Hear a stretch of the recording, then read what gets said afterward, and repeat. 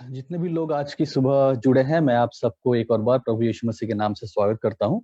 और आज हम लोग इफिसियों उसका 3 अध्याय उस 3 अध्याय और उसका 8 वद से और आगे कंटिन्यू करेंगे। जितने लोग पिछले संडे हमारे साथ इस सुबह के प्रेयर में जुड़े थे, आप सभी लोग को याद होगा कि पिछले संडे हम लोग इसी विषय यानी कि इफिसियों 3 अध्याय उसका 8 पद से मसीह के अगम्य धन के सुसमाचार के बारे में कुछ बातों को देखा था। और आज उसी को हम लोग कंटिन्यू करते हुए आगे बढ़ेंगे और इसी विषय से जुड़ा हुआ और कुछ चीज हम लोग देखेंगे। मैं छोटा सा एक रिकैप दे देता हूँ, पिछली बार क्या हमने सुना था, बेसिक पॉइंट्स आपको बता दे रहा हूँ ताकि हम नेक्स्ट आज के जो पॉइंट्स इस पे कंटिन्यू कर सके। पिछली बार अगर आपको याद होगा, हमने देखा था कि मसीह के अगम्य धन का उपहार केवल पापियों के लिए है। हमने ये देखा था कि प्रेरित पौलुस ने अन्य जातियों के मध्य सुसमाचार का प्रचार किया, इस अगम्य धन का प्रचार किया। हमने ये देखा था कि प्रेरित पौलुस अपने आप को पापियों में से सबसे जघन्य पापी मानते थे। और आखिर में हमने ये देखा था कि परमेश्वर के अनुग्रह को प्राप्त करने के फलस्वरूप प्रेरित पौलुस ने यीशु क्रिस्त के बारे में यानी कि इस अगम्य सुसमाचार के बारे में लोगों को बोलना शुरू किया था, प्रचार करना शुरू किया था। और आज हम लोग आगे बढ़ते हुए हमारे सेकंड पॉइंट पे जाएंगे, जो कि आज की इस संदेश का दूसरा भाग है। और इसे पढ़ने के लिए इसे पढ़ने में हम जाएं, इससे पहले मैं आपके सामने एक और बार उसी पैसेज को पढ़ लेना चाहूंगा, इफिसियों उसका 3 अध्याय और उसका 8 पद। अगर आपके हाथों में बाइबल है तो आप मेरे साथ खोल सकते हैं और मेरे साथ बाइबल में से इफिसियों 3 का 8 पद मिलके पढ़ सकते हैं। यहाँ पे इस प्रकार लिखा है, मुझे जो सब पवित्र लोगों में छोटे से भी छोटा हूँ, ये अनुग्रह प्राप्त हुआ कि मैं गैर यहूदियों को मसीह के अथाह यानी कि अगम्य धन का सुसमाचार सुनाऊं। इस विषय में हम जब आज बात करते हैं तो आज हम दो पॉइंट्स में इसको देखेंगे। हमारा दूसरा पॉइंट आज की सुबह ये है, यानी कि पिछले संडे फर्स्ट पॉइंट देख लिया था और आज की सुबह हम लोग दूसरा पॉइंट देखने वाले हैं। और हमारा दूसरा पॉइंट इस विषय से जोड़ के यह है कि मसीह के अगम्य धन का सुसमाचार यीशु क्रिस्त पे आधारित है। ये सुसमाचार किस पे आधारित है? ये सुसमाचार या फिर ये अगम्य धन का सुसमाचार किसी और पे नहीं, ये केवल यीशु क्रिस्त पे आधारित है। ये अगम्य धन कहीं और जगह नहीं मिल सकता है। ये अगम्य धन किसी दूसरे व्यक्ति के पास नहीं मिल सकता है। ये अगम्य धन कोई जगह पे नहीं मिल सकता है, कोई सीक्रेट या फिर गुप्त जगह है जहां पे जाके अगम्य धन पाया जा सके, ऐसा नहीं।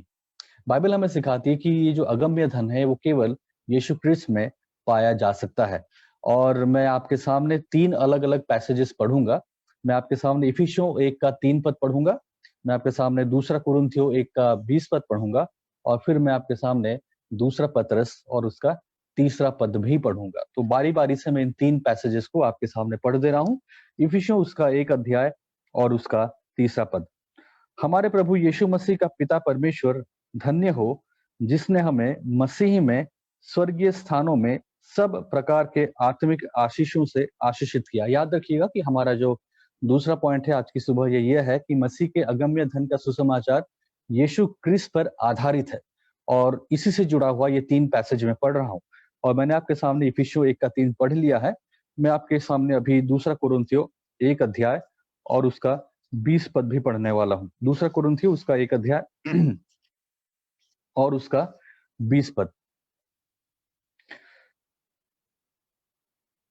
क्योंकि परमेश्वर की जितनी भी प्रतिज्ञाएं हैं यीशु में हाँ ही हाँ है, इसलिए उसके द्वारा हमारी आमीन भी परमेश्वर की महिमा के लिए होती है। और आखिर में दूसरा पतरस 1 अध्याय और उसका 3 पद।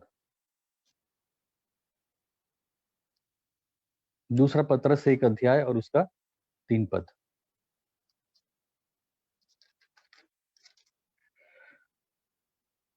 और यहाँ पे लिखा है, उसकी ईश्वरीय सामर्थ ने उसी के पूर्ण ज्ञान के द्वारा जिसने हमें अपनी महिमा और सद्भावना के अनुसार बुलाया है, वह सब कुछ जो जीवन और भक्ति से संबंध रखता है हमें प्रदान किया है।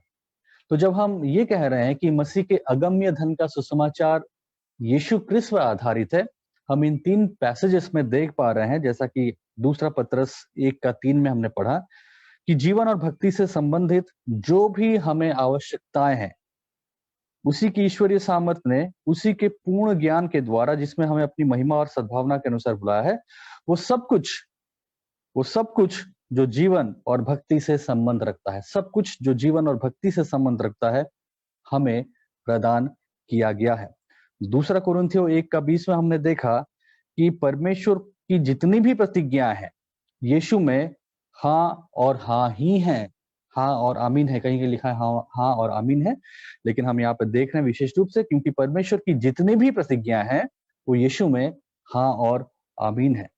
और इफिसियों 1:3 में हमने पढ़ा था कि हमारे प्रभु यीशु मसीह का पिता परमेश्वर धन्य हो, जिसने हमें मसीह में स्वर्गीय स्थानों में सब प्रकार की आत्मिक आशीषों से आशीषित किया है। तो यीशु में हम उस अगम्य धन का सुसमाचार, जो उसकी परिपूर्णता हम यीशु में देखते हैं, मसीह के अगम्य धन का सुसमाचार यीशु क्रिस्त पे केंद्रित है। दो बातों को हम यहाँ पे गौर करेंगे इन 3 पदों को पढ़ने के बाद। पहला चीज हम यहाँ पे ये गौर करते हैं या फिर ऑब्जर्व करते हैं कि जो सुसमाचार है और फिर सुसमाचार का जो ये अगम्य धन है, ये जो सुसमाचार का अगम्य धन है, ये कोई नीति, कोई नियम, कोई कानून, कोई विधियां उसके बारे में नहीं, या फिर उसके बारे में जानना नहीं है, उसके बारे में ज्ञान प्राप्त करना नहीं है, वरन ये यीशु क्रिस्त को जानना है। तो जब हम ये अगम्य धन के बारे में बात कर रहे हैं और ये अगम्य धन की भरपूरी जब यीशु क्रिस्त पे आधारित है, और इन 3 पैसेजेस में हम जिस प्रकार देख रहे थे कि सब प्रकार की आशीष है, परमेश्वर का हर प्रतिज्ञा जीवन और भक्ति के लिए हर एक चीज जो आवश्यक है, वो हर बातें मसीह में पाई जाती हैं, यीशु क्रिस्त में पाई जाती हैं। तो ये जो पाया जाता है, ये हमें ये हर प्रकार की आशीषें, हर प्रकार का प्रतिज्ञा मसीह में हाँ और आमीन है, जीवन भक्ति के लिए हर एक बातें जो चाहिए वो मसीह में है। इसका अर्थ क्या है? तो अगम्य धन का सुसमाचार, यीशु क्रिस्त में इसकी परिपूर्णता, ये हम कैसे समझें? तो समझने के लिए हम 2 बातें याद रखें। पहला चीज ये कि ये कोई रीति रिवाज नहीं। जब हम इस अगम्य धन के बारे में बात कर रहे हैं, ये कोई नियम कानून के बारे में बात नहीं कर रहे हैं, ये कुछ कायदे कानून के बारे में हम लोग बात नहीं कर रहे हैं, ये कुछ धार्मिक नियमों को पालन करने के बारे में भी बात नहीं कर रहे हैं। हम बात कर रहे हैं यहाँ पे इस बात को जानने की कि यीशु मसीह या फिर यीशु क्रिस्त कौन है। जब हम यीशु क्रिस्त कौन है, इसको हम जब समझ जाते हैं, तो हम इस अगम्य धन को भी प्राप्त कर लेते हैं। तो जब हम देखते हैं प्रेरित पौलुस अन्य जातियों के बीच में प्रचार करते हैं, जब वो जाके गैर यहूदियों के बीच में प्रचार करते हैं, वो क्या प्रचार करते हैं? वो ये प्रचार नहीं करते या फिर लोगों को ये नहीं सिखाते कि नैतिक शिक्षाएं क्या है। वो नैतिक शिक्षाएं को लोगों के बीच में नहीं सिखा रहे थे। हाँ, बाइबल में नैतिक शिक्षाएं हैं, लेकिन प्रेरित पौलुस नैतिक शिक्षाओं को प्रचार करने के लिए अन्य जातियों के पास नहीं गए। या फिर जब वो गैर यहूदियों के बीच में प्रचार कर रहे थे, जब वो पत्र लिख रहे थे या फिर सेवकाई जब कर रहे थे, वो किस बात पे ज्यादा जोर दे रहे थे? उनका जोर इस बात पे नहीं था कि मसीह जीवन में नीति नियमों को, रीति रिवाजों को, कानून को कैसे फॉलो करो, कैसे ये काम करो, कैसे वो काम करो। वो चीज सिखा नहीं रहे थे। हाँ, भले ही पत्रियों में, बाइबल में आपके मॉरल टीचिंग्स हैं, नैतिक शिक्षा है, लेकिन जो मुख्य शिक्षा है, जिसके बारे में प्रचार किया जाता था, जिसके बारे में प्रचार किया जाता है और किया जाना चाहिए, जिसके बारे में प्रेरित पौलुस या फिर अन्य प्रेरित भी सेवकाई करते थे, वो इस बारे में नहीं था कि कौन सा काम कैसे किया जाए, मसीह जीवन में रीति रिवाजों को कैसे पालन किया जाए, मसीह जीवन में कैसे कामों को किया जाए, वरन उनका प्रचार ये होता था कि कैसे हम इस अगम्य धन को प्राप्त करें, कैसे हम यीशु मसीह को जाने, यीशु क्रिस्त को जाने। क्योंकि जब हम यीशु क्रिस्त को जानते हैं, तो उसमें हम इस अगम्य धन की परिपूर्णता को देखते हैं, और ये अगम्य धन का जो सुसमाचार है, ये संपूर्ण रूप से यीशु क्रिस्त पे आधारित है। तो जब हम यीशु क्रिस्त को जान जाते हैं, जब हम यीशु मसीह के बारे में जानते हैं, तब हम इस अगम्य धन के बारे में भी जान जाते हैं। अगर रीति रिवाज, नियम कानून, विधियां, इनके ऊपर ही बात करना था, तब तो प्रेरित पौलुस के पास बहुत कुछ था बात करने के लिए। उनके पास खजाने थे इसके बारे में बात करने के लिए, अपना उदाहरण था लोगों के बीच में रखने के लिए। और उन्होंने एक जगह पे कहा, उन्होंने फिलिपियों उसका 3 अध्याय में इसी बात को कहा, इसी बात को उन्होंने उठाया और कहा उन्होंने फिलिपियों की पत्री उसका 3 अध्याय, अगर हम उसका 5 से आगे पढ़े तो हम और क्लियर हो जाएंगे। फिलिपियों 3 और उसका 5 से आगे हम लोग पढ़ रहे हैं। 8वें दिन मेरा खतना हुआ, इज़राइल जाति के बिन्यामीन गोत्र का हूँ, इब्रानियों का इब्रानी, व्यवस्था पालन का दृष्टि से फरीसी हूँ। उत्साह की दृष्टि में मैं कलीसिया का सताने वाला और व्यवस्था की धार्मिकता के अनुसार निर्दोष था। परंतु जो बातें मेरे लिए लाभ की थी, उन्हीं को मैंने मसीह के कारण हानि समझ लिया। इससे भी बढ़कर मैं अपने प्रभु यीशु मसीह के ज्ञान की श्रेष्ठता के कारण सब बातों को तुच्छ समझता हूँ, जिससे कारण मैंने सब वस्तुओं की हानि उठाई है और उन्हें कूड़ा समझता हूँ, जिससे मैं मसीह को प्राप्त कर सकूं। फिलिपियों उसका 3 अध्याय 5 से लेकर 8 तक। अगर नियम कानून की ही बात है, अगर विधियों की बात है, अगर कार्य करने की बात है, तो इससे बड़ा नमूना पौलुस के सिवा और कुछ है नहीं और कोई नहीं है। और वो खुद कहते हैं और अपने जीवन के बारे में इन गुणों को वर्णन करते हैं और कहते हैं हर एक चीज के बारे में घमंड कर सकता हूं, क्योंकि ये चीजें मेरे घमंड की हैं। लेकिन क्योंकि मैंने अब मसीह को जान लिया, ये बातें मेरे लिए अब कूड़ा है। इसका मेरे जीवन में अब कोई मायने या फिर कोई अर्थ नहीं रहता है। 7वें पद में लिखते हैं कि परंतु जो बातें मेरे लाभ की थी, एक समय ये लाभ की बातें लगती थी। एक समय लगता था कि ये नियम कानून, ये विधियां, ये कार्य, ये सब लाभ की हैं। एक समय लगता था। परंतु जो बातें मेरे लाभ की थी, उन्हीं को मैंने अब मसीह के कारण क्या कर दिया है? मसीह के कारण हानि समझ लिया है। एकदम से एक बड़ा ही बदलाव। जो बातें मेरी लाभ की थी, अब इन बातों को मैं मसीह के लिए हानि समझता हूं। एकदम उल्टा, एकदम एक इसे कहते हैं संपूर्ण बदलाव, इसे कहते हैं संपूर्ण परिवर्तन। जो बातें मेरे लाभ की थी, उसको मैंने अब हानि समझ लिया है। न केवल हानि, लेकिन अब आगे 8 पद में क्या कहते हैं? इससे भी बढ़कर मैं अपने प्रभु यीशु मसीह के ज्ञान की श्रेष्ठता के कारण सब बातों को तुच्छ समझता हूं। न केवल हानि, अब कहते हैं कि मैं इसको तुच्छ समझता हूं। क्यों तुच्छ समझता हूं? क्योंकि इससे भी बढ़कर मैं अपने प्रभु यीशु मसीह के ज्ञान की श्रेष्ठता के कारण, तो इस अगम्य धन का आधार यीशु क्रिस्त है। जब इस यीशु क्रिस्त के बारे में, यीशु मसीह के बारे में जान जाते हैं, वो कहते हैं कि अब ये बातें मेरे लिए तुच्छ है, मैं इसे तुच्छ समझता हूँ। पहले हानि समझता हूँ, फिर तुच्छ समझता हूँ, और अब यहाँ पे रुकते नहीं है। वो कहते हैं जिससे कारण मैंने सब वस्तुओं की हानि उठाई है। अब वो कहते हैं, पहले उन्होंने कहा मैं इसको हानि समझता हूँ, फिर कहते हैं तुच्छ समझता हूँ। अब वो कहते हैं मैंने हानि भी उठा ली। एक तो उसको पुरानी बातें जो लाभ की थी, मैंने उसको हानि समझा, मैंने उसको तुच्छ समझा, और अब मैं खुद भी हानि उठाता हूँ। मैं खुद हानि उठाता हूँ। इससे भी बढ़कर मैं अपने प्रभु यीशु मसीह के ज्ञान की श्रेष्ठता के कारण अब सब बातों को तुच्छ समझता हूँ, जिससे कारण मैंने सब वस्तुओं की हानि उठाई है और उन्हें कूड़ा समझता हूँ, जिससे मैं अब क्या कर पाऊं? जिससे मैं अब मसीह को प्राप्त कर सकूं, जिससे मैं मसीह को प्राप्त कर सकूं। तो अगम्य धन जो कि मसीह पर केंद्रित है, इसको पाने में, इसको समझने में, इसको अपनाने में प्रेरित पौलुस इतने खुश हैं, इतने आनंदित हैं और इतने संतुष्ट हैं उसको पाके, उसको जान के, उसको समझ के, जो कहते हैं कि जो बातें मेरी लाभ की थी, वो सब अब हानि। वो रीति रिवाजें, वो प्रथाएं, वो नियम, वो हर एक बातें आपको मैं तुच्छ समझता हूँ, वो मेरे लिए हानि है। मैं खुद हानि उठाता हूँ हर वस्तुओं की, और इसे मैं कूड़ा समझता हूँ। क्योंकि मेरे सामने अब जो बातें श्रेष्ठ है, वो श्रेष्ठ बात यह है कि मैं अब यीशु क्रिस्त को समझूं, यीशु क्रिस्त को जानूं। तो ये अगम्य धन हमें दर्शाता है कि ये अगम्य धन मसीह यीशु पे ही आधारित है।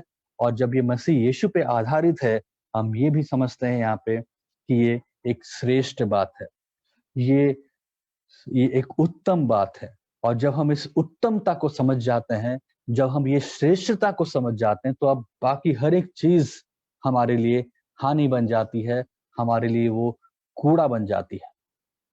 अब सवाल ये है कि हम अपने जीवन में क्या अभी भी इस प्रकार की बातों को बटोर के रख रहे हैं? क्या जब हम मसीह के अगम्य धन को जानने की बात करते हैं, जब हम मसीह के अगम्य धन के सुसमाचार के पात्र बन चुके हैं, तो क्या अभी भी हम अपने जीवन में मसीह को केवल कुछ नियम कानून, कुछ विधियां, कुछ कार्य, इसमें हम सीमित करके रखते हैं? प्रेरित पौलुस अपने यहूदी पृष्ठभूमि की बातों को कर रहा था, लेकिन आज ये संभव है कि हम अपने जीवन में, मसीह जीवन में एक नामधारी जीवन जी रहे हों, हम अपनी मसीहत में एक नामधारी मसीहत जी रहे हों, हमारे जीवन में ये एक नामधारी बातें बन गई हों। और अगर आप किसी दूसरे पृष्ठभूमि से हैं, अगर मसीह पृष्ठभूमि से नहीं है, कुछ दूसरे गैर मसीह पृष्ठभूमि से हैं और आप यीशु में आए हैं, तो क्या अभी भी आप पुरानी परंपराओं को लेके चल रहे हैं? क्या मसीह का अगम्य धन, क्या मसीह का इस अगम्य धन का सुसमाचार जो मसीह में केंद्रित है, जो मसीह में स्थापित है, जो मसीह पे आधारित है, क्या आज आप और मैं इसकी श्रेष्ठता को समझते हैं जिस प्रकार प्रेरित पौलुस इसकी श्रेष्ठता को समझ रहे थे? और उन्होंने कहा था यहाँ पे 8वें पद में, 7वें और 8वें पद में, कि इसकी श्रेष्ठता के कारण मैं बाकी हर एक बातों को तुच्छ समझता हूँ, हर एक बातों को मैं कूड़ा समझता हूँ। क्या हम इन बातों को कह पाते हैं? क्या हमारे लिए बातें मायने रखती है, या हम अभी भी इन बातों को अपने जीवन में पकड़े हुए हैं? इन बातों को अभी भी हम सहेज के अपने जीवन में चल रहे हैं, और हम इन बातों में अभी भी एक घमंड को ढूंढ रहे हैं? क्या हम प्रेरित पौलुस की तरह कह सकते हैं, जैसे वो फिलिपियों की पुस्तक में लिख रहे थे कि मेरे लिए ये सब बातें अब कूड़ा है, इससे भी बढ़कर मैं अपने प्रभु यीशु के ज्ञान की श्रेष्ठता के कारण सब बातों को तुच्छ समझता हूँ, ताकि मैं मसीह को प्राप्त कर सकूं? क्या आपके लिए इस अगम्य धन का महत्व इस प्रकार है? क्या आप आज अपने जीवन में इस अगम्य धन के लिए खड़े होकर कह सकते हैं कि नहीं, आज से मेरे जीवन में वो हर एक बातें कूड़ा है? अगर आप मसीह पृष्ठभूमि से हैं, तो आप उस नामधारी चीजें जो कि नियम कानून से जुड़ी हुई हैं, क्या आप इन बातों को आज कूड़ा और तुच्छ समझते हैं? क्या आप उन बातों के ऊपर ध्यान न देके आप मसीह पे ध्यान देते हैं? क्या मसीह को जानना आपके लिए महत्वपूर्ण बात है, या इन नियमों को पालन करना आपके लिए महत्वपूर्ण बात है? कि आप अपनी संतुष्टि और मसीह जीवन का आधार कुछ गिने-चुने नियमों के ऊपर बाँध के चल रहे हैं? और अगर आप गैर मसीह पृष्ठभूमि से हैं, तो भी आपके लिए यही सवाल है। क्या आज आपके पुराने जीवन की बातें, पुराने जीवन के रीति-रिवाज, पुराने जीवन के परंपराएँ, क्या वो आज आपकी संतुष्टि हैं? क्या उन बातों में अभी भी आप पड़े हुए हैं, या फिर आपने उन हर एक बातों को आज कूड़ा समझ लिया है? मसीह की ज्ञान की श्रेष्ठता के कारण वो हर एक बातें आज आपके लिए कूड़ा है, तुच्छ है, उसका कोई मोल नहीं है। दूसरा चीज़ जो हम ऑब्ज़र्व करते हैं इससे, वो ये है कि अगम्य धन का अधिपति यीशु क्रिस्ट है, और इस अगम्य धन वो सभी प्राप्त कर सकते हैं जो यीशु क्रिस्ट का अंगीकार करते हैं। क्या हम इस बात को समझ पाते हैं कि ये जो अगम्य धन है, सुसमाचार का जो अगम्य धन है, इसका जो अधिपति है, यानी कि जिसमें ये पाया जाता है, ना केवल यीशु क्रिस्त पे आधारित है, लेकिन ये यीशु क्रिस्त में पाया भी जाता है। तो तो क्या आप इस बात को समझते हैं कि जो अगम्य धन का जो अधिपति है, इसका जो मालिक है, इसका जो स्वामी है, जिसमें ये अगम्य धन पाए जाते हैं, वो यीशु क्रिस्त हैं? क्या आप इन बातों को समझते हैं? और क्या आप इस बात को भी समझते हैं कि जो अगम्य धन है, वो सभी व्यक्ति प्राप्त कर सकता है जो आज यीशु मसीह के नाम का अंगीकार करता है? तो जो 3 पदों को हमने पढ़ा था, जैसे कि इफिसियों 1 का 3, जहाँ पे परमेश्वर पिता में का हम वो धन्यवाद दे रहे थे प्रेरित पौलुस, क्योंकि वो हर एक आत्मिक आशीष है मसीह क्रिस्त में है। जब हम पहला दूसरा कोरिन्थियों 1 का 20 पढ़ रहे थे, हम देख रहे थे परमेश्वर की हर प्रतिज्ञा मसीह में हाँ और आमीन है। और जब हम दूसरा पतरस 1 का 3 पढ़ रहे थे, हमने देखा था कि किस प्रकार जीवन और भक्ति के लिए हर एक चीज मसीह क्रिस्त में पाई जाती है। वो हर एक चीज का प्रावधान मसीह क्रिस्त या यीशु क्रिस्त करता है। तो इन बातों के द्वारा पहला चीज जो हमने ऑब्जर्व किया था, वो ये था कि हम किसी नियम कानून को नहीं मानते, हम किसी नियम कानून का प्रचार नहीं करते, लेकिन हम ये समझते हैं कि हमारे लिए जरूरी है कि हम यीशु क्रिस्त को जाने। हमें नियम कानून को जानने से बढ़कर जरूरी है कि हम यीशु क्रिस्त को जाने, और किस प्रकार प्रेरित पौलुस के जीवन में ये नियम कानून को वो कूड़ा समझता है, उसके लिए व्यर्थ है, इसके लिए हानि है, क्योंकि वो यीशु क्रिस्त के ज्ञान में बढ़ गया है, यीशु क्रिस्त को प्राप्त करना चाहता है, और यीशु क्रिस्त की श्रेष्ठता को जान चुका है। दूसरा ऑब्जर्वेशन ये यही है कि जो अगम्य धन है, इसका जो अधिपति है, जिसको पॉजेस करता है, वो यीशु क्रिस्त है, और ये हर कोई व्यक्ति पा सकता है जो यीशु क्रिस्त के पास आता है। कितनी सुंदर और कितनी अद्भुत बात है। ये जो अगम्य शब्द है, ये अगम्य शब्द एक तो यहाँ पे हम पढ़ते हैं जो कि इफिसियों 3:8 है, लेकिन ये अगम्य शब्द एक और जगह भी पाया जाता है और ये रोमियो की पुस्तक उसका 11 अध्याय और उसके 33 पद में पाया जाता है और मैं इसको आपके सामने पढ़ना चाहूंगा। रोमियो उसका 11 अध्याय और उसका 33 पद। रोमियो 1 का 11 का 33 में लिखा है, आहा, परमेश्वर का धन, बुद्धि और ज्ञान कितना अगाध है, उसके विचार कैसे अथाह और उसके मार्ग कैसे अगम्य है। अद्भुत बात यहाँ पे प्रेरित पौलुस लिखते हैं। एक स्तुति गान करते हैं वो, और स्तुति गान जब वो करते हैं, स्तुति गान किस विषय पे करते हैं? उनका स्तुति गान परमेश्वर के या फिर यीशु मसीह के बारे में कौन से गुण को बयान करता है? परमेश्वर के अगम्य गुण को, मसीह के अगम्य गुण को बयान करता है यहाँ पे। आह, परमेश्वर का धन, बुद्धि और ज्ञान कितना अगाध है, उसके विचार कैसे अथाह है और उसके मार्ग कैसे अगम्य है। कितनी अद्भुत एक स्तुति गान है परमेश्वर पिता के लिए। तो जब प्रेरित पौलुस यहाँ पे इसी अगम्य शब्द का इस्तेमाल करते हैं, वो परमेश्वर पिता के स्तुति गान को करते हुए इस शब्द का इस्तेमाल करते हैं और कहते हैं कि कितना अगम्य है उसका मार्ग, कितना अथाह है उसका विचार और बुद्धि और ज्ञान कितना अगाध है। कितनी सुंदर बात है कि ये हर एक बातें हम यीशु कृष्ण में पा सकते हैं। परमेश्वर पिता का ये धन, बुद्धि और ज्ञान जो कि अगाध है, उसके विचार, परमेश्वर पिता का विचार जो अथाह है और उसका मार्ग जो अगम्य है, ये अब उसने अपने पुत्र में दे दिया है। अब इन हर एक बातों का अधिपति यीशु ख्रिस्त है, जो कि परमेश्वर पिता का पुत्र है। जीवन भक्ति के लिए हर एक वस्तुएं जो चाहिए, जो आवश्यक है, परमेश्वर की हर एक प्रतिज्ञाएं जो मसीह में हाँ और आमीन है, और परमेश्वर पिता के द्वारा वो हर एक आत्मिक आशीषें जो मसीह क्रिस्त में पाए जाते हैं, ये यीशु मसीह को उस अगम्य धन का स्वामी बना देता है, उसका अधिपति बना देता है। लेकिन इससे भी सुंदर बात है कि यीशु क्रिस्त इस अगम्य धन को अपने आप तक सीमित करके नहीं रखता। वो इस अगम्य धन को अपने फायदे के लिए सीमित करके नहीं रखता। वो इस अगम्य धन को अपनी वाहवाही के लिए अपने तक सीमित करके नहीं रखता, या फिर अपने घमंड में इस अगम्य धन को अपने तक सीमित करके नहीं रखता। यीशु मसीह इस अगम्य धन को देता है, देना चाहता है।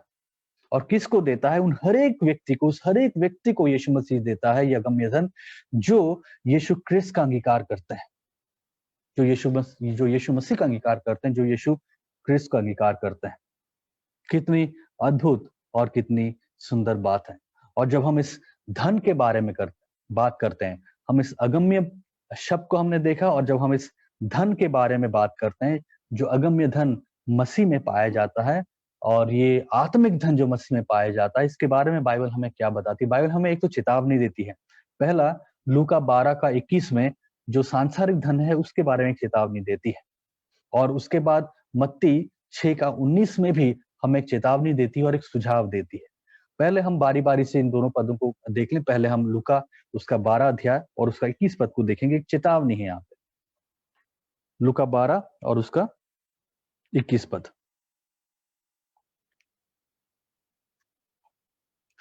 लूका 12 के 21 में यहाँ पे इस प्रकार लिखा है, आप मेरे साथ अपने बाइबल में इसको खोल के पढ़ सकते हैं जी। ऐसा ही वो मनुष्य भी है जो अपने लिए तो धन संचित करता है, पर परमेश्वर की दृष्टि में धनी नहीं।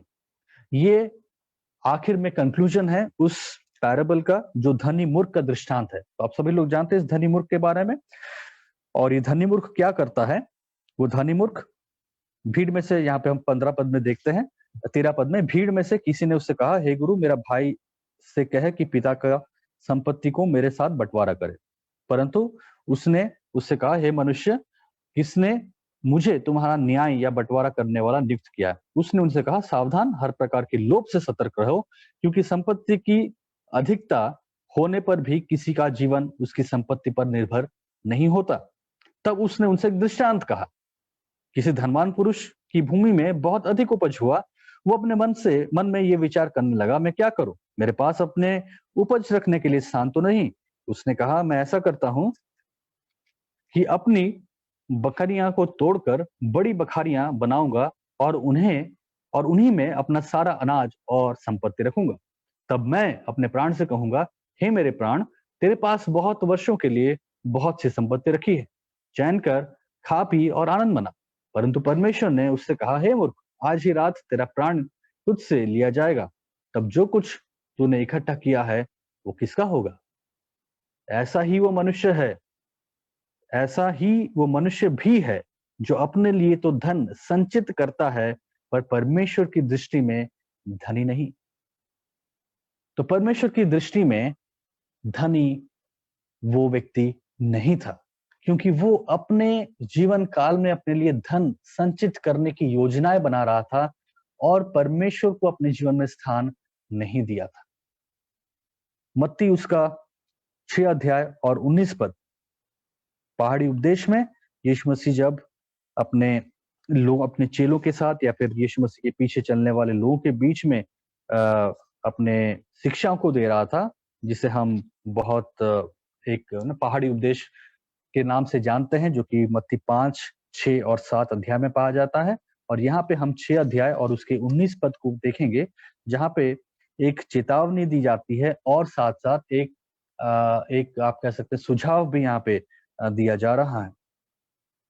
अपने लिए पृथ्वी पर धन संचय मत करो, जहाँ कीड़े और जंग नष्ट करते हैं और जहाँ चोर सेंध लगाकर चोरी करते हैं। और 20 पद में ये सुझाव है, परंतु अपने लिए स्वर्ग में धन संचय करो, जहाँ न कीड़े और न जंग नष्ट करते हैं और न ही चोर सेंध लगाकर चोरी करते हैं। और 21 में कहा गया, क्योंकि जहाँ तेरा धन है वहीं तेरा मन भी होगा। कहने का अर्थ ये है कि जो अगम्य धन है, क्या हम इस अगम्य धन को धन के रूप में देख पाते हैं या नहीं? क्योंकि कई बार लोग कहेंगे, अरे ये क्या है? ये अगम्य धन क्या है? ये आत्मिक धन क्या है? क्यों? क्योंकि हो सकता है हम मत्ती 6 का 19 में जिस भ्रम में वो लोग जी रहे थे और इसलिए यीशु मसीह को उनको चेतावनी देना पड़ा कि नहीं, संसार में धन इकट्ठा मत करो, क्योंकि यहाँ पे वो हानि हो जाएगा। और हम लूका 12 के 21 में भी हम देखते हैं उस मूर्ख धनवान के बारे में, जो इतना व्यस्त हो गया था अपने जीवन में धन को संचित करने में, अपने जीवन को यहाँ पे सुरक्षित बनाने में, अपने जीवन की हर एक आवश्यकताओं को पूरी करके इस संसार में एक सुखी जीवन, एक आनंदमय जीवन, एक भरपूरी का जीवन जीने में वो लगा पड़ा था। उसको उसके सिवा और कुछ दिखता नहीं था। उसके जीवन में एक ही लक्ष्य बन गया था कि मैं कैसे अपना इतना संपत्ति, इतना धन, इसको मैं कैसे संचित करूँ, कैसे रखूँ, कैसे प्लानिंग करूँ। उसमें इतना डूब गया था कि वो परमेश्वर को देखना भूल गया था। और हमारे साथ ये संभव है कि हम कई बार सांसारिक बातों में और सांसारिक चीज़ों में इतने फँस सकते हैं और हमारी आँखें इन बातों पे इतना ज़्यादा लग सकता है कि हम भूल जाएँगे। हम भूल जाएँगे परमेश्वर को केंद्र में रखने को और हम भूल जाएँ कि वास्तव में अगम्य धन क्या है। तो इसलिए आइए देखें कि अगम्य धन क्या है? मैं बहुत ही संक्षेप में आपको इस अगम्य धन के बारे में कुछ-कुछ बातों को बताऊँगा। ये अगम्य धन क्या है? क्यों हम मसीह में इस अगम्य धन में आनंदित हो सकते हैं? क्यों हम पौलुस की तरह इस अगम्य धन में संतुष्टि पा सकते हैं? क्यों हम प्रेरित पौलुस की तरह बाकी चीज़ों को कूड़े के समान देख सकते हैं? उनको हम तुच्छ चीज़ों की तरह देख सकते हैं, क्योंकि हम अब मसीह के अगम्य धन को पा चुके हैं, मसीह को हम जान रहे हैं और मसीह की श्रेष्ठता अब हमारे जीवन में महत्वपूर्ण बन गई है। क्यों ऐसा हो सकता है? क्या वो बातें इस अगम्य धन में जो हमें इस प्रकार से हमारे जीवन में बदलाव लेके आ सकता है? ये अगम्य धन में पाप की क्षमा है और छुटकारा है। मसीह में जो अगम्य धन है, ये हमें पाप से छुटकारा देता है और क्षमा देता है। इफिसियों उसका 1 अध्याय 7 से लेके 8 पद, मैं इसको नहीं पढ़ूँगा, आप इसको पढ़ सकते हैं बाद में, लेकिन पैसेज या फिर रेफरेंस ये है। तो हम छुटकारा पाते हैं, पाप की क्षमा पाते हैं। इफिसियों 1 7 से लेके 1 अध्याय 7 पद और 8वें पद का पहला हिस्सा। दूसरा चीज़ इस अगम्य धन में हम क्या पाते हैं कि हम अब उसके लेपालक संतान ठहराए गए हैं।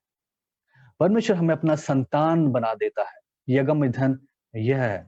इफिसियों उसका 1 अध्याय 4 पद का दूसरा हिस्सा और 5 पद। तीसरी बात, अब परमेश्वर हमें इस मसीह में अपने पुत्र में जो अगम्य धन है, उसके कारण वो हमें पवित्रता की पहचान देता है। हमारी पहचान एक पवित्रता की पहचान बनती है। इफिसियों 1:4।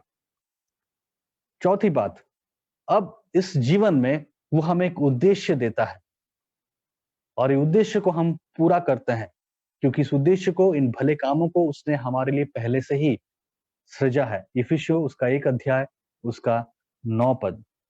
पांचवी बात, हमारे पास एक अनंत मिरास है, एक इटर्नल इनहेरिटेंस है।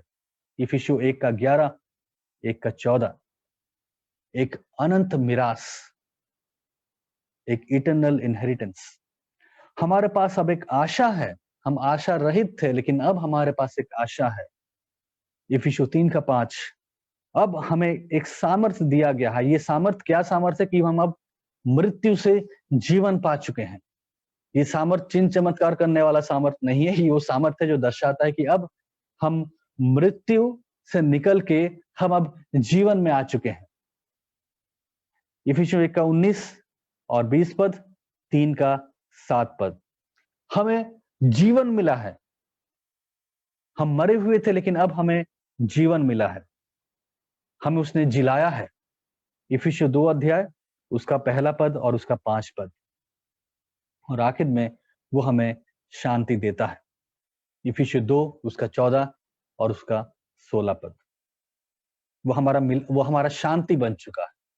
हम बैरी थे, लेकिन अब परमेश्वर ने हमारे साथ शांति बना ली है। अब हम परमेश्वर के बैरी नहीं रहे। अब परमेश्वर हमसे क्रोधित नहीं है। अब इस पिता के साथ एक शांति का संबंध बन चुका है, और न केवल पिता के साथ, एक दूसरे के साथ भी। ये उसके वो अगम्य धन है जो मसीह में पाए जाते हैं। क्या ये अगम्य धन आप पाके आप आनंदित होते हैं? क्या ये अगम्य धन आपके जीवन में आनंद लेके आता है? क्या ये अगम्य धन से भरपूर होना जो कि आपको सेतमेत दिया गया है, क्या इससे आपके मन में, आपके हृदय में इस प्रकार का उल्लास, इस प्रकार का आनंद भरता है, जिसके कारण आप अपनी हर एक वो पुरानी बातें उनको आप तुच्छ समझते हैं, उसको आप अब कूड़ा समझते हैं।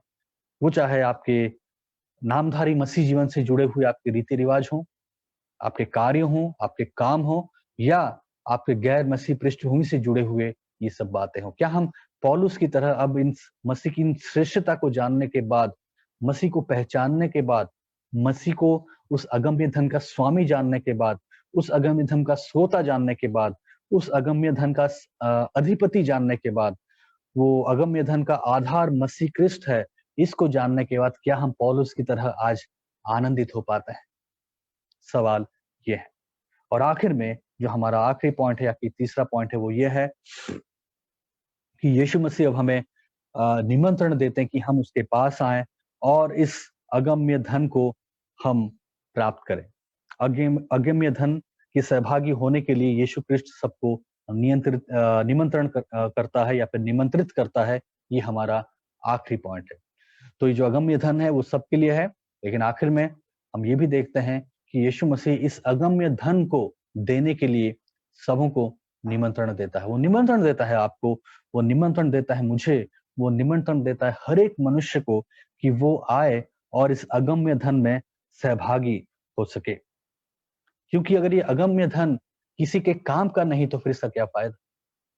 अगर इस अगम्य धन में कोई सहभागी ना हो पाए तो इसका क्या फायदा? अगर इस अगम्य धन के बारे में आज मैं आपसे बातें कर रहा हूँ, अगर इसकी भलाइयों के बारे में आपको बोल रहा हूँ, इस अगम्य धन के बारे में मैं आपको आज मैं सूचित कर रहा हूँ, तो फिर ये अगम्य धन में अगर आप सहभागी नहीं हो पाते हैं तो फिर इसका क्या लाभ? इसको सुन के कोई लाभ नहीं, इसको पढ़ के कोई लाभ नहीं, इसको जान के कोई लाभ नहीं, जब तक कि इसमें आप और मैं सहभागी ना हो पाए। अगर अगर पाप की क्षमा और छुटकारा अगर हम इसको जानते हैं, अगर हम लेपालक के बारे में जानते हैं, लेपालकपन के बारे में जान लेते हैं, अगर हम ये जान लेते हैं कि यीशु मसीह हमें पवित्र पहचान देता है, अगर हम ये जान लेते हैं कि वो हमें एक उद्देश्य देता है, अगर हम जानते हैं कि वो हमें एक अनंत मिरास देता है, आशा देता है, सामर्थ देता है, जीवन देता है और शांति का मेल हमारे साथ वो करता है, अगर हम ये जान जाते हैं लेकिन हम ये प्राप्त नहीं कर पाते तो फिर क्या लाभ? इसलिए यीशु क्रिस्त इस अगम्य धन को देना चाहता है। इसलिए यीशु मसीह इस अगम्य धन को लोगों को सेत-मेत देना चाहता है। न केवल देना चाहता है, वो सेत-मेत देना चाहता है और इसलिए वो आमंत्रित करता है, वो निमंत्रण देता है कि आओ, आओ और इस अगम्य धन में सहभागी बनो। आओ यीशु क्रिस्त का अंगीकार करो और इस अगम्य धन में सहभागी बनो। आओ यीशु मसीह को पहचानो, उसको जानो और इस अगम्य धन को लो, इसके सहभागी बनो। ये तुम्हारा है, ये तुम्हारे लिए है और ये सेत-मेत है। यीशु क्रिस्त हर एक पापी को इस धन को सेत-मेत देना चाहता है। शर्त यह है, कोई धन का शर्त नहीं, कुछ देना नहीं, केवल अंगीकार करना है। अंगीकार ये करना है कि हम इसके लायक नहीं थे।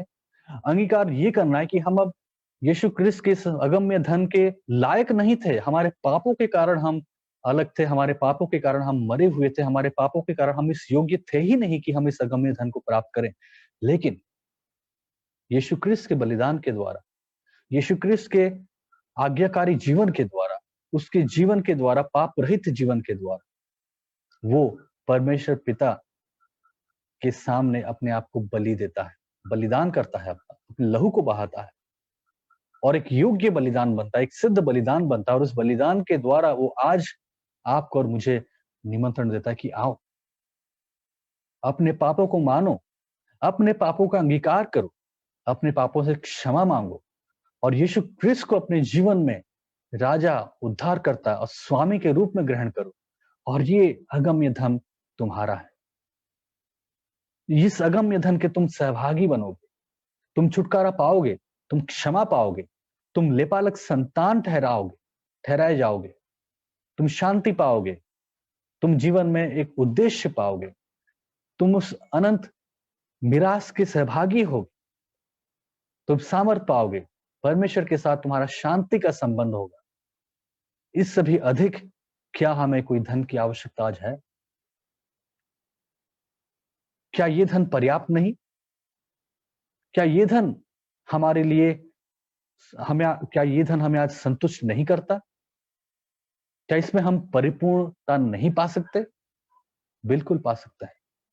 क्योंकि ये धन अगर आप पा लेते हैं, अगर इस धन के सहभागी आप हो जाते हैं, अगर ये अगम्य धन आज आपका है यीशु क्रिस्त में, तो परमेश्वर की हर एक प्रतिज्ञाएं आपके लिए हाँ और आमीन में बदलती। उन हर एक आत्मिक आशीषों का हिस्सा आप बनाए जाते हैं और इस संसार में रहते हुए जीवन और भक्ति के लिए हर एक बात की आवश्यकता यीशु क्रिस्त में पूरा होगा आपके लिए, उसका प्रावधान किया जाए। तो मेरे प्रिय भाई और बहनों, मैं आज की इस सुबह आपको इसी बात को लेकर इंकरेज करना चाहूंगा कि इस अगम्य धन का जो सुसमाचार है, इसको आप समझें। ये जो अगम्य धन है, ये कोई साधारण धन नहीं है और ये अगम्य धन मसीह में पाया जाता है, मसीह पे केंद्रित है और इसका अधिपति यीशु क्रिस्त है। तो आज अगर आप यीशु क्रिस्त के पास आते हैं, अपने पापों का अंगीकार करते हैं, आप समझते हैं कि आप वास्तविक रूप से परमेश्वर के सामने एक पापी हैं, आप अपने धार्मिक कार्यों के द्वारा, अपने भले कामों के द्वारा परमेश्वर को संतुष्ट नहीं कर सकते, क्योंकि प्रभु का वचन यशायाह 64:6 में लिखा है कि हम अपने धार्मिकता के कार्यों के द्वारा परमेश्वर को प्रसन्न नहीं कर सकते, क्योंकि हमारे हर एक धार्मिक काम परमेश्वर के सामने मैले चितड़े के समान है। हमारा पाप का स्वभाव हमें परमेश्वर की महिमा से रहित करता है और पाप की मजदूरी मृत्यु है। अगर आज आप अपने इस सच्चाई का अंगीकार करते हैं और कहते हैं कि प्रभु यीशु, मुझे आपकी आवश्यकता है, इस मृत्यु के शरीर से, इस पाप के शरीर से मुझे कौन छुड़ाएगा, जैसे कि प्रेरित पौलुस प्रार्थना करते हैं।